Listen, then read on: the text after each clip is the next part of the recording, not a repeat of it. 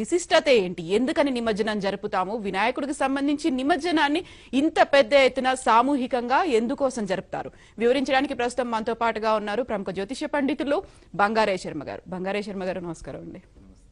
ఇప్పుడు సాధారణంగా మనకి హైదరాబాద్ కి సంబంధించి ఒక ట్రెడిషన్ కనిపిస్తుంది. వినాయక చవితితో మొదలవుతాయి. ఈ రోజు అనంత చతుర్దశి, చవితి నుంచి చతుర్దశి వరకు మధ్యలో 11 రోజులు.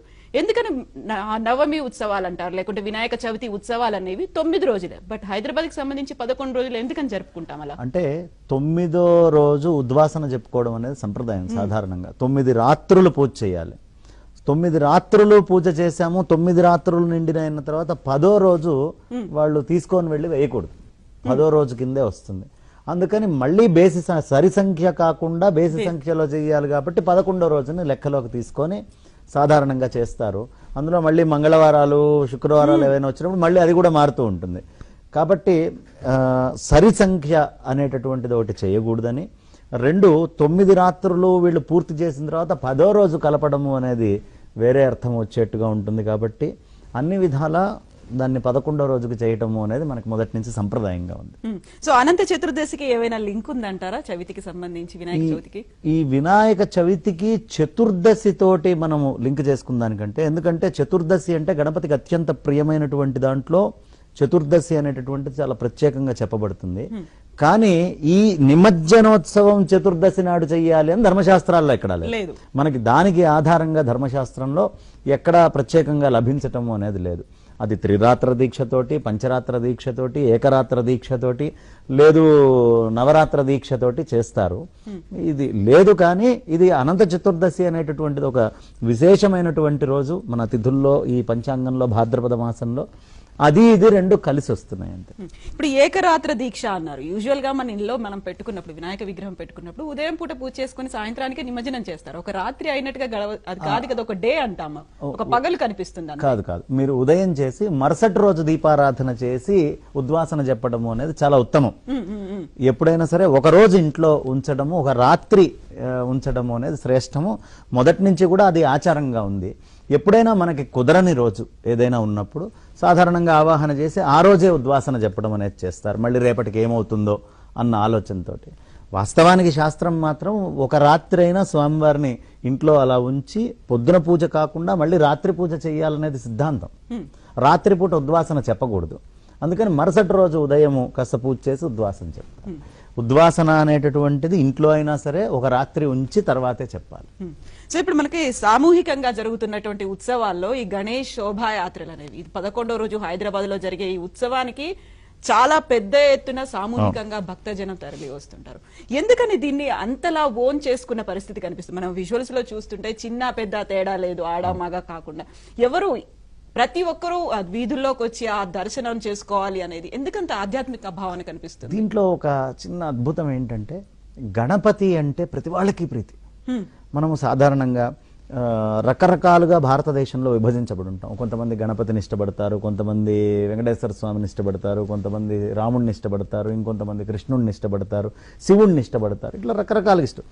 ఎవరు ఏ దేవతని ఇష్టపడ్డా ముందు గణపతికి పూజ చేసి కానీ అక్కడికి వెళ్ళకూడదు. బాలగంగాధర్ తిలక్ గారు ఆయన ఎందుకు ఇది తీసుకొచ్చారు ఈ గణపతి పూజ ఉత్సవంలో, స్వాతంత్రోద్యమంలో అంటే, ఎవ్వరూ భేదం లేకుండా అందరూ పూజ చేస్తారు గణపతికి. కాబట్టి ఈయనని గనక పెడితే మనం భారతదేశాన్ని మొత్తాన్ని యునైట్ చేసి మనం చెప్పాలనుకునే సందేశం చెప్పొచ్చు, ఉంటుంది అని. అదే రాముడిని పెట్టుకున్నాం అనుకోండి, కొంతమంది శైవులు రాకపోవచ్చు. శివుణ్ణి పెట్టామనుకోండి, కొంతమంది వైష్ణవులు రాకపోవచ్చు. గణపతిని పెడితే మాత్రం అందరూ వచ్చేస్తారు. అందుకని ఆయన గణపతిని ఎంచుకోవడం జరిగింది. మన స్వతంత్రోద్యమంలో ఆయన మహత్తరమైనటువంటి పాత్ర పోషించారు. బ్రిటిష్ వాళ్ళు మిగతా ఏ రాజకీయ సభలకు కానీ ఇతరమైనటువంటి స్వాతంత్ర ఉద్యమ సభలకు కానీ పర్మిషన్లు ఇచ్చేవాళ్ళు కాదు, అన్నిటినీ ఆపేసేవాళ్ళు. ఈ గణపతి నవరాత్రులు చేసుకుంటామంటే పర్మిషన్ ఇవ్వకుండా ఉండలేరు. దానికి కారణం ఏమిటి అంటే, అంతకుముందు 1857 రివోల్ట్ కేవలం మన ధర్మాన్ని తొక్కడం వల్ల, అంటే ఆవు యొక్క దీంతో చర్మాన్ని పీకి తూటాలు వేయటము, పంది చర్మాన్ని పీకి అది ముట్టుకోవడం వల్ల వాళ్ళ సామ్రాజ్యం ఈస్ట్ ఇండియా కంపెనీయే వెళ్లే పరిస్థితి వచ్చింది. సో అప్పుడు వాళ్ళు ఒక యూనివర్సల్ రూల్ తీసుకున్నారు, మనం వీళ్ళ ధర్మం జోలికి వెళ్ళకూడదు, మనం ఏదైనా ఉంటే మన శాసనాల్లో మిగతావన్నీ చేసుకోవచ్చు అని. అది గ్రహించిన గంగాధర్ తిలక్ గారు ఆయన ఏం చేశారు, గణపతి పూజను ఉత్సవంగా తీసుకొచ్చి గణపతిని పెట్టి ఆ నెపంతో బాగా జనాన్ని తీసుకురావడం, ఆ జనాల లోపల స్వాతంత్రం కావాలనే కసిని చూపించుకోవడానికి ఎక్కడ అవకాశం దొరకట్లేదు. ఈ గణపతి మండపాల్లో అది వచ్చింది, ఆ వేదిక దొరికింది. అందుకని యువకులు ఎక్కువగా వచ్చేవాళ్ళు అనమాట. ఈ యువకులు, యువత ఆ భారతదేశ స్వాతంత్ర్యోద్యమానికి ప్రధానమైన పాత్ర పోషించిన వాళ్ళల్లో గణపతి ప్రధానుడు. కాబట్టి ఇదే కంటిన్యూ అవుతుంది. మీరు చూడండి, మళ్ళీ ఇక్కడ పోరాటం జరిగింది నైజాంలో అప్పటికి ఇంకా మనం పూర్తిగా స్వతంత్రంలోకి ఇక్కడికి రాలేదు. కాబట్టి హైదరాబాద్లో మీకు చాలా మళ్ళీ విశేషంగా కనిపిస్తుంది. ఎక్కడెక్కడ స్వతంత్రం కావాలో అక్కడ గణపతిని పూజ చేస్తారు. ఆ ప్రదేశంలో పరదాస్యం నుంచి విముక్తి చేసి నిలబెట్టగలిగినటువంటి వాడు గణపతే. దాస్యం నుంచి బయటికి పోవాలి అంటే గణపతి ఉంటేనే అవుతుంది. కాబట్టి ఇవాళ చక్కగా రాజకీయ నాయకులందరూ మంచి రాజకీయ వేడితోటి వాతావరణం అంతా చుట్టుకొని ఉంది. రాష్ట్రం అంతా తెలంగాణ రాష్ట్రం అంతా ఎన్నికల వాతావరణంలో ఉంది. కాబట్టి ఈ సందర్భంలో రాజకీయ నాయకులందరూ కూడా గణపతిని ఆశ్రయిస్తారు, వాళ్ళ కార్యకర్తలందరూ కూడా గణపతిని ఆశ్రయిస్తారు. ఇంకా విస్తృతమైనటువంటి ఏర్పాట్లు అన్ని కూడా చేయటం జరుగుతుంది. నిజంగా యంత్రాంగాన్ని, ఇవాళ పోలీసు యంత్రాంగాన్ని అందరినీ కూడా చాలా సమర్థించాలి. ఇక్కడ కూర్చొని చాలా కష్టపడి వాళ్ళు ఎక్కడికక్కడ కలెక్టివ్ రెస్పాన్సిబిలిటీ తోటి పైన మొహర్రము ఇది ఒకటేసారి కొంచెం దగ్గరగా రావటము. మనకి నిజంగా మన పూర్వీకులు చాలా గొప్పగా చెప్తారు. ఎంత బాగా చెప్తారు అంటే సమన్వయం ఎలా ఉండాలి అనేది. భజనకి మతములు ఉన్నవి గాని భక్తికి మతములు ఉన్నాయా, భజన వంటిదే నీ ఆత్మ, భక్తి వంటిదే పరమాత్మ అని చెప్తారు. భజనకి మతాలు ఉండొచ్చు, వాళ్ళు భజన చేస్తారు, వీళ్ళు భజన చేస్తారు, ఇంకోళ్ళు ఇంకో భజన చేస్తారు. భక్తికి ఎక్కడ ఉంది మతం? వాడికైనా భక్తే, వీడికైనా భక్తే, ఇంకోటికైనా భక్తే. కాబట్టి భక్తి ఫార్మ్స్ లో ఉంటుంది అంతే. నువ్వు అటు భజన చేసుకుంటున్నావు, భక్తి వల్లే భజన చేస్తున్నావు. వీడిక్కడ పూజ చేస్తున్నాడు, భక్తి వల్లే చేస్తున్నాడు. కాబట్టి ఆ భక్తి తత్వాన్ని గ్రహించి భక్తితోటి నిజంగా ఎక్కడా ఏ సంఘటన లేకుండా వీళ్ళు సమర్థవంతంగా చేశారు. జనాలందరూ కూడా సమర్థవంతంగా ఎంతో చక్కగా చేశారు. ఇట్లాంటి సౌభ్రాతృత్వంలో ఎప్పుడూ జరుగుతూ ఉండాలి అని అనిపించేంత బాగా ఈసారి గణపతి నవరాత్రి ఉత్సవాలన్నింటినీ కూడా ఏర్పాట్లు కోలాహలంగా చక్కగా ఏర్పాటు చేశారు. యూజువల్ గా హైదరాబాద్ కి సంబంధించి చూసుకుంటే యూత్ లో పర్టికులర్ గా వీకెండ్ అనేసరికి సాటర్డేస్ లేట్ నైట్ పడుకోవడం, సండే లేట్ గా లేవడం అనే కనిపిస్తుంది. బట్ ఇప్పుడు మనం చూస్తున్నటువంటి ఖైరతాబాద్ గణపతి, బాలాపూర్ దగ్గర ప్రతి గల్లీలోనూ యూత్ ఎక్కువ సంఖ్యలో బయటకు వచ్చేసి ఎర్లీ మార్నింగే బయటకు వచ్చి కనిపిస్తున్నారు. ఎందుకని అంత జోష్ వాళ్ళలో వినాయకుడు నింపుతున్నాడు?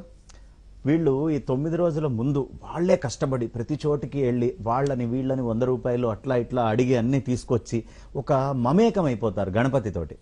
ఇది నా వినాయకుడు, మా పందిరి, మా దగ్గరకు వచ్చి వినాయకుడిని చూడు. Healthy competition. వాళ్ళకంటే మా వినాయకుడి దగ్గర ఇంకా బాగా జరగాలి. ఇలా చిన్న పిల్లవాడు మీరు చూడండి, లాగు వేసుకున్న వాడి దగ్గర నుంచి వసూలు చేసుకొచ్చి వాడికి మంటపం ఉండాల్సిందే. ఇది మాకు సంబంధించిన గణపతి అని. ఎక్కడ అపార్ట్మెంట్లలో తీసుకుంటే అక్కడ అపార్ట్మెంట్లో కింద అందరూ మా గణపతి అని. అంటే గణపతి ఎలా అంటే వీధి, ఇల్లు కింద అపార్ట్మెంట్ ఎక్కడ సమూహంగా, ఆయన పేరే గణపతి కదా. గణానాంత్మా గణపతి. గణాలు అంటే ఏంటి? గ్రూప్స్. ఈ గ్రూప్స్ అన్నిటికీ అధిపతి. ఈ గ్రూప్స్ కి అధిపతి అయిన వాడు ఎప్పుడూ గ్రూప్ ని యాక్టివ్ గా ఉంచుతాడు. గ్రూప్ కి అధిపతి బాధ్యత ఏంటి? గ్రూప్ ని యాక్టివ్ గా ఉంచడం. ఆయన గణపతి కాబట్టి వీళ్ళందరూ గణపతిని పట్టుకున్నారు కాబట్టి యువకులేమిటి, పిల్లలేమిటి, ఆడవాళ్ళేమిటి, ఆడవాళ్ళు అసలు ఎంత చక్కగా నృత్యం చేస్తున్నారు. ఆడవాళ్ళు ఎక్కడ హిందువులు ఉన్నారో ఇంకా ఇతరులు కూడా నాకు తెలిసి వేరే కల్చర్ కనిపిస్తుంది. మీకు ఇంకా కొన్ని చోట్ల చెప్తానమ్మా. మనం ఏదో ఇక్కడ కూర్చొని ఆ మతం ఈ మతం అని అనుకుంటాం, కానీ వెళ్తూ ఉంటే ముస్లింస్ చాలా మంది హారతి, కొబ్బరికాయలు తీసుకొని వచ్చి ఊళ్ళల్లో ఇచ్చి హారతులు ఇప్పిస్తూ ఉంటారు స్వామివారికి. నేను ఇలా ఎన్ని సంఘటనలు చూశాను. కాబట్టి అసలు ఈ వినాయకుడు మన ఈ ధర్మమే అని కాదు, అన్ని ధర్మాల్లో వాళ్ళు ఇతరులు కూడా తీసుకొని వచ్చి కొబ్బరికాయలు ఇచ్చి పూజ చేయించుకొని మాకే విఘ్నాలు ఉండకూడదు అని స్వామిని కోరుకుంటూ ఉంటారు. కాబట్టి ఈయన ఒక యూనివర్సల్ తత్వం ఉన్నటువంటి దేవుడు, సస్యాధిపతి. ఆయన సస్యాధిపతి. అందుకనే ప్రతిదీ వేడుక ఆయన దగ్గర. మధ్య పొద్దున్న చూసాం, లడ్డూ వేలం వేశారు. 16.6 లక్షలకి అది అమ్ముడుపోయింది. ఆ లడ్డూని ఎందుకు వేలం వేశారు అంటే సస్యాధిపతి ఆయన. ఈ భూమి మీద వచ్చే ఓషధులకి, ఈ భూమి మీద వచ్చేటటువంటి పృథివీకి గోళాకారంలో తీసుకొని ఈ పృథివీలో ఉండే సమస్త సంపదలు ఎవరివ్వాలి అంటే గణపతి ఇవ్వాలి. అందుకని కష్టపడి దాన్ని ఎంతైనా సరే కొనుక్కొని ఇంటికి తీసుకొని వెళ్ళిపోరు, వాళ్లే తినరు. అందరికీ పంచితే దాన్ని రైతులు పొలాల్లో చల్లుతారు. ఎందుకు అంటే ఇదిగో ఓషధులన్నిటినీ తీసుకొచ్చి స్వామి చేతిలో పెట్టాం, పూజ చేశాం, ఇది మళ్ళీ భవిష్యత్ తరాలకి, నేను ఇవాళ తిన్నాను ఆనందంగా ఉన్నాను కాదు, భవిష్యత్తుకు కూడా మంచి పంటనివ్వాలి, మళ్ళీ వచ్చే వినాయక చవితి దాకా మేమందరం పుష్టిగా ఉండాలి. ఆయన పుష్టికి తుష్టికి కూడా అధిపతి. ఆయన రూపం చూస్తేనే మనకి చాలా ఆనందంగా అనిపిస్తుంది. ఆ లంబోదరం కానివ్వండి, చిన్న కాళ్ళు, అద్భుతమైనటువంటి ముఖారవిందము, ఆ తొండముతోటి, అసలు ఒక్కొక్క దానికి ఒక్కొక్క ప్రత్యేకత. మనం కేవలం గణపతిని వర్ణించుకోవడానికి ఇవాళ ఇలాగే కూర్చొని 3 రోజుల పాటు 5 రోజుల పాటు ఆగకుండా చెప్పుకున్న ఆయన రూపంలో అంత మహత్తుతోటి కూడినవాన్ని అనేకం, 1-2 కాదు. కాబట్టి ఆయన గురించి చెప్పుకోవడం, పూర్తిగా చెప్పడం కూడా దుర్లభము. అలా ఆ గణపతి తత్వం ఏదైతే ఉంటుందో, రూపం ఏదైతే ఉంటుందో, యువతకైనా ఎవరికైనా చూడంగానే ఆకర్షితులైపోతారు. మనకి ప్రసన్నో తరటీముఖ అని అమరం చెప్తుంది. అంటే అసలు ఆనందము ప్రసన్నము అంటే ఏమిటంటే ఏనుగు ముఖం అట.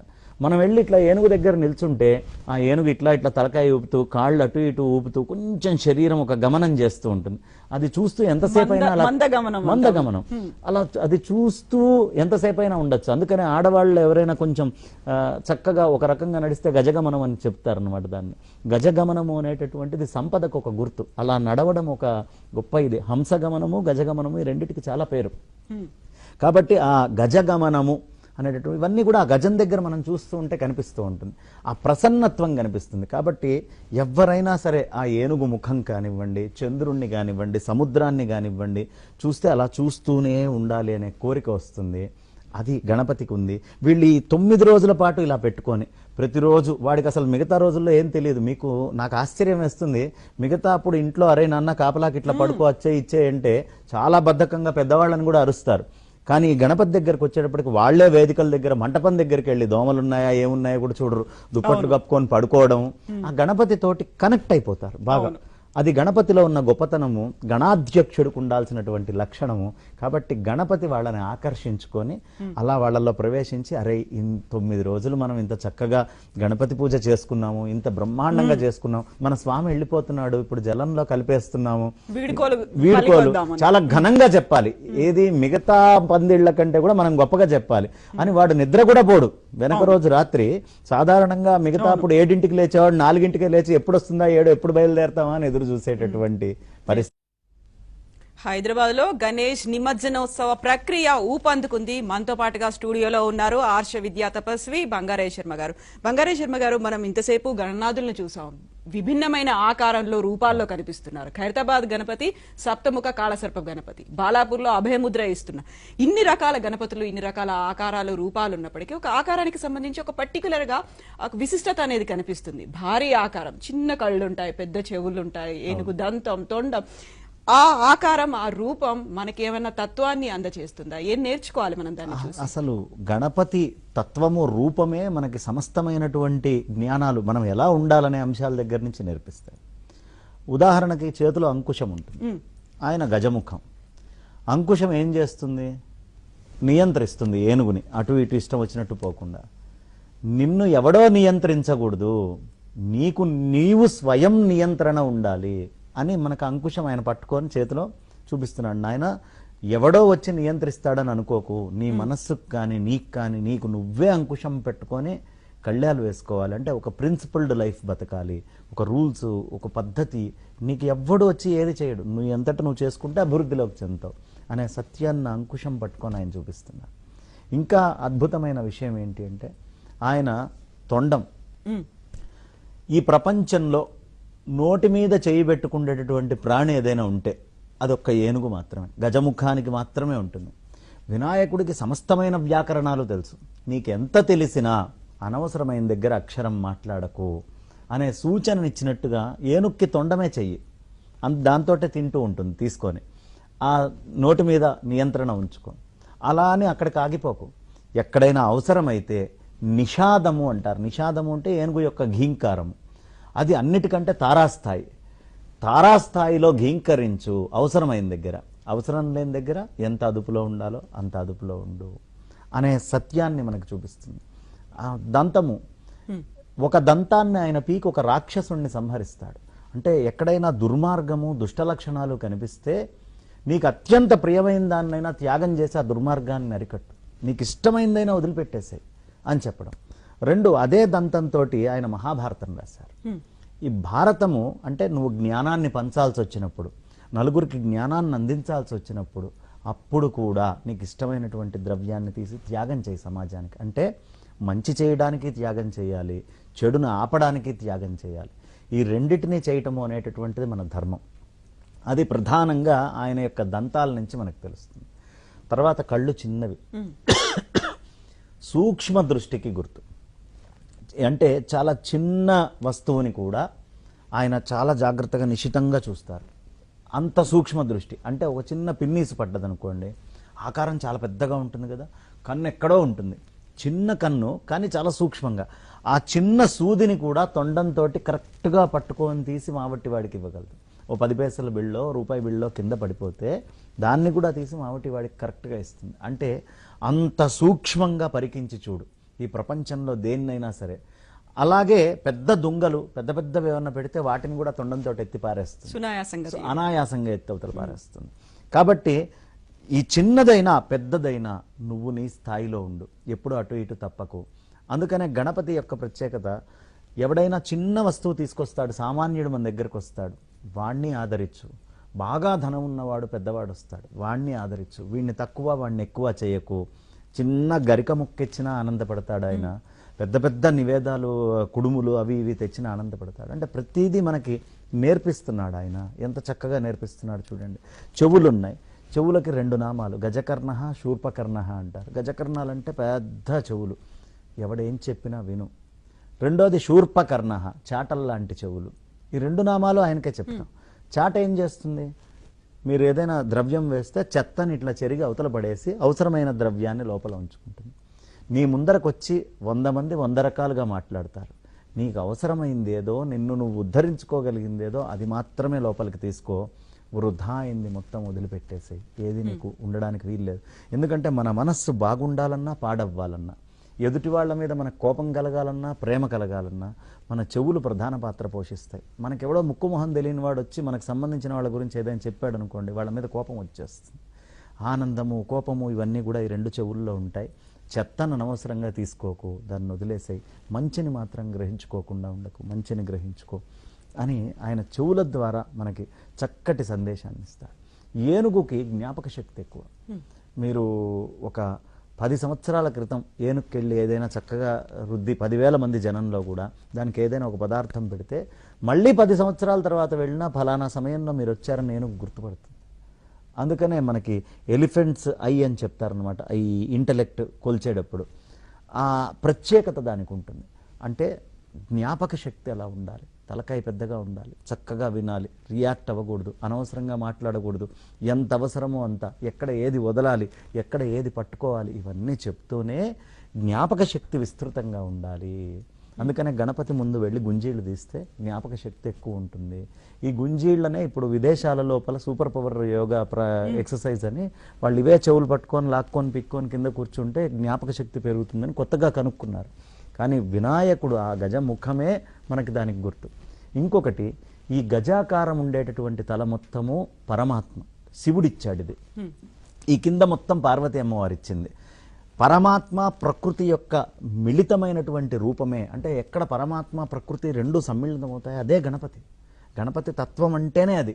కాబట్టి గజాకారమంతా కూడా చిన్మయం, నరాకారమంతా కూడా మాయ. ఈ మాయా పరమాత్మల యొక్క కలయిక ఆ గజస్వరూపం. కాబట్టి మనం గుర్తుంచుకోవాల్సింది ఏమిటి అంటే, మనకి ప్రకృతిలో ఉండేటటువంటి శక్తులు కావాలన్నా గణపతిని ఆశ్రయించాలి. లేదయ్యా నాకు ఇవన్నీ వదిలేసి మోక్ష సామ్రాజ్యం కావాలి అన్నా గణపతిని ఆశ్రయించాలి. ఆయనే రెండిటి యొక్క మూల స్వరూపంగా ఉంటారు. మనము ఆ వల్లభ గణపతి రూపం తీసుకుంటే ఇవన్నీ మనకు స్పష్టంగా కనిపిస్తాయి. ఆ రూపము, దాని ప్రత్యేకత, ఎందుకు ఇన్ని రూపాలు. ఇప్పుడు మీరు సప్తముఖ కాళసర్పము అని చెప్పారు. వాస్తవానికి ఇది ఆధారంగా ఎక్కడ దొరకదు మనకి. నేను చాలా అంతే క్రియేటివిటీ అది నేను తీసి అన్ని ఆ పుస్తకాలు ఈ పుస్తకాలు ఎక్కడ సప్తముఖ కాళసర్ప గణపతి అంటే దొరకలేదు. కాకపోతే మనం ఇంకా ఊహ చేసుకోవాలి. మనకి సనాతన వైదిక ధర్మంలో చెప్పినటువంటి మూర్తులు పెట్టడమే చాలా విశేషం. ఎప్పుడైనా ఇక్కడ సప్త సర్పాలు అంటే ఉండేది ఒకటే కుండలిని శక్తి. కుండలిని శక్తి మూలాధారం నుంచి పైకి వస్తుంది, సర్పాకార రూపంలో ఉంటుంది. మూలాధారానికి అధిపతి గణపతి కాబట్టి అక్కడి నుంచి వచ్చేటటువంటి ఆ సర్పము, ఇక ఆ 7 ముఖాలు ఏదైతే ఉందో ఆయనే శివుడిగా, ఆయనే బ్రహ్మగా. ఎందుకు మనకి అథర్వ శీర్షోపనిషత్తు చెప్తుంది, నమస్తే గణపతయే త్వమేవ ప్రత్యక్షం తత్వమసి త్వమేవ కేవలం కర్తాసి త్వమేవ కేవలం ధర్తాసి త్వమేవ కేవలం హర్తాసి త్వం సర్వం కల్విదం బ్రహ్మాసి అని చెప్తుంది. కాబట్టి బ్రహ్మ విష్ణు మహేశ్వరుడు అన్నీ కూడా గణపతే. మూలాధార చక్రం దగ్గర నుంచి మూలాధార స్వాధిష్టాన మణిపూరక అనాహత విశుద్ధ ఆజ్ఞ సహస్రార 7 చక్రాలు కూడా ఆయనే అని చెప్పడానికి 7 చక్రాలు సంకేతంగా అన్ని చోట్ల వెళ్లే కుండలిని శక్తిని చూపించడానికి సప్తముఖంగా ఒక రూపము, ఉపాసకానాం కార్యార్థం బ్రహ్మణా రూపకల్పన, ఆ రూపము చూపించడానికి అలా కనిపిస్తుంది. కాబట్టి ఏ విధంగా మనం గణపతిని కొలుస్తామో ఆ విధంగా గణపతి మనల్ని అనుగ్రహిస్తాడు. ఆయన క్షిప్ర ప్రసాది, కోరుకున్న వెంటనే ఆయన ఇట్లా వస్తాడు. ఓంకార స్వరూపుడు ఆయన. ఓం అనేటటువంటి అక్షరము ఆయన యొక్క స్వరూపము. వేదమంతా తీసుకుంటే ఓంకారమే ఉంటుంది. మనకి ఋగ్వేదము అకారంతో మొదలవుతుంది, అగ్నిమీళే అని. ఆ అకారంతో మొదలు. యజుర్వేదం మధ్య మాట ఏమిటి అంటే మకారం. అదే మనము ఆ ఉకారము. అదే మనము సామవేదంలోకి వెళ్ళేటప్పటికి అని ముగుస్తుంది చివరికి. అంటే ఋగ్వేదం మొదలు త్రైవిద్య అంటారు. యజుర్వేదంలో మధ్య మాట, మధ్యాక్షరం, సామవేదంలో చివరక్షరం, 3 తీసుకుంటే ఓంకారం. ఈ వేదాలన్నీ కూడా గణపతి యొక్క స్వరూపమే. శబ్ద బ్రహ్మం ఆయనే. అందుకని ఆయన ఓంకార రూపంలో మొట్టమొదట సృష్టి ఎలా చేయాలో అర్థం కాక బ్రహ్మదేవుడు అనేక ఇబ్బందులు పడుతూ ఉంటే ఆయన ప్రణవోపాసన చేస్తూ కూర్చుంటే ఆయనకి మాఘశుద్ధ చతుర్థి నాడు గణపతి దర్శనమిచ్చారు. మాఘ బహుళ చతుర్థి నాడు. దాన్ని సంకష్ట చతుర్థి అని మనం అంటాం. ఆ గణపతి ప్రత్యక్షమై ఎర్రటి రూపంలో వక్రతుండుడై ఓంకార రూపంలో కనిపించి ఆయన పరిపూర్ణంగా బ్రహ్మదేవుడు సృష్టి చేయడానికి వచ్చే ఆటంకాలన్నీ తీసేశాడు. కాబట్టి ఇంత సృష్టికి ఆయనే కారణము. ఇక ఆ తొండములో వక్రతుండము, అది ఇటు తిరుగుతుంది, కుడి పక్క తిరిగితే వలంపురి. మోక్షం కావాలనుకునేవాడు, ఈ లౌకికమైన విషయాలు నాకు అక్కర్లేదు, నేను ఆత్మతో ఐక్యం కావాలనేవాడు కుడిపక్కు తిరిగిన దాంతో అనుష్ఠానం చేసుకోవాలి. ఎడం పక్క ప్రకృతి శక్తులు కావాలి, నా పిల్లలు బాగుండాలి, నా కుటుంబం బాగుండాలి, నా యొక్క వ్యాపారం బాగుండాలి, నా ఆర్థికంగా బాగుండాలి, అన్ని రకాలైనటువంటి వాటికి ఎడం పక్కకి తిరిగి ఉన్నటువంటి ఆ తొండంతో ఉన్న ఆ గణపతిని పూజ చేస్తే ఫలితం వస్తుంది. అందుకని ఎక్కువగా ఎడం పక్క మనకు కనిపిస్తుంది. కుడిపక్క ఎవరో మోక్షగాములు కానీ వాళ్ళు కూర్చొని చేయరు. అందుకనే అమృత భాండం ఉంటుంది. నీకు అమృతత్వము, మృతము అంటే చావు, చావు లేనటువంటి స్థితినిచ్చేటటువంటిది అని. ఆ తొండము వక్రముగా ఉంటుంది. అందుకనే వక్రతుండు అని మనం పిలుస్తాం. ఎందుకు వక్రతుండు అంటే వక్రములను తుండిలము చేసేటటువంటి వాడు. మనకి ఏవైతే విఘ్నాలు వస్తూ ఉంటాయో వంకర్లు, వాటన్నిటిని ముక్కలు చేయగలిగినటువంటి వాడు కాబట్టి ఆయన్ని వక్రతుండు అని పిలుస్తారు. ఆ వక్రతుండము దానికి గుర్తు. అలా గణపతిలో లంబోదరుడు, అక్షరాలన్నిటికీ కూడా పెద్ద పొట్ట ఉంటుంది. మనకి సంగీతం మొదలు పెట్టేటప్పుడు కూడా లంబోదర లకుమికర అనే మొదలు పెడతారు. ఏమిటి ఆ లంబోదరము అంటే సమస్తమైనటువంటి శబ్దాలు 4 రూపాల్లో ఉంటాయి. పర, పశ్యంతి, మధ్యమ, వైఖరి అని. ఈ పర అనేటటువంటిది మూలాధారం దగ్గర ఉంటుంది. అది కేవలం ఒక రెజోనెన్స్ లాగా అక్కడ ఆరంభం అవుతుందట. అది పాములకు అర్థమవుతుంది. అది ఓన్లీ రెజనెన్సే, అది సౌండ్ వినలేదు, దానికి చెవులు లేవు. కాబట్టి అది కేవలం ఆ రెజనెన్స్ని గుర్తిస్తుంది. కాబట్టి ఆ స్థాయి, అందుకనే పాము చెవులు అంటారు మన వాళ్ళు. పాము చెవులు అంటే ఏదో అందరికీ ఉండే చెవులు కాదు, కేవలం తరంగ మాత్రం చేత అది గుర్తిస్తుంది. కాబట్టి పర. పశ్యంతి అనేటటువంటిది నాభీ స్థానాన్ని దగ్గర ఉంటుంది. అక్కడి నుంచి మనకి కొంచెం మాట రూపాంకురం చెంది మనం పక్షుల్ని వాటిల్ని పిలవాలనుకోండి, బో అని ఒక విచిత్రమైన శబ్దం చేస్తాం. బో బో బో అని చేసేటటువంటి శబ్దము అక్కడి నుంచి వస్తుంది. ఇది పక్షులకు అర్థమవుతుంది. మధ్యమ అనేది కంఠం దగ్గర ఉంటుంది. ఈ మధ్యమ అనేది పశువులతోటి మాట్లాడాలి, బర్రెలతోటి కానీ ఇతరమైనటువంటి గొర్రెలు వీటన్నిటిని పిలవాలి అంటే ఇక్కడి నుంచి అరుస్తారు వాళ్ళందరూ కూడా. ఇది వాటికి అర్థమవుతుంది. వాటి దాకా రీచ్ అయ్యేది మధ్యమ. కేవలం మానవుడికి మాత్రమే అర్థమయ్యేటటువంటి దాన్ని వైఖరి అంటారు. అందుకనే వాడి వైఖరి అంతేరా, వాడు అట్లానే మాట్లాడుతూ ఉంటాడు అని మన పూర్వీకులు అది ప్రయోగం చేసేవాళ్ళు. ఈ పరా దగ్గర నుంచి శబ్దం ఆరంభమై వైఖరి నుంచి నోట్లో నుంచి బయటికి రావడానికి కారణం ఎవరు అంటే గణపతే. కాబట్టి గణపతి యొక్క తత్వంలో ఆ శబ్ద బ్రహ్మం ఆయన. అందుకనే ఆయన దగ్గర ఉండే వాహనం ఏంటి? మూషిక వాహనం. అది అటు ఇటు తిరుగుతూ ఉంటుంది. మనం కరెక్ట్గా ఆ మూషిక వాహనాన్ని కనుక తీసుకుంటే మన నోరు అనేది ఒక చిన్న గుంటలాగా, ఒక కలుగులాగా ఉంటుంది. ఈ నోరు అనే కలుగు లోపల నాలిక అటు ఇటు కదులుతూ ఉంటే తప్ప నోట్లో నుంచి శబ్దం బయటికి రాదు. ఈ నాలిక ఎలకలాగా తిరుగుతూ ఉంటుంది. ఈ నాలిక కలుగులో అటు ఇటు తిరుగుతూ ఉంటే పైనుంచి శబ్దం వస్తుంది. ఆ శబ్దమే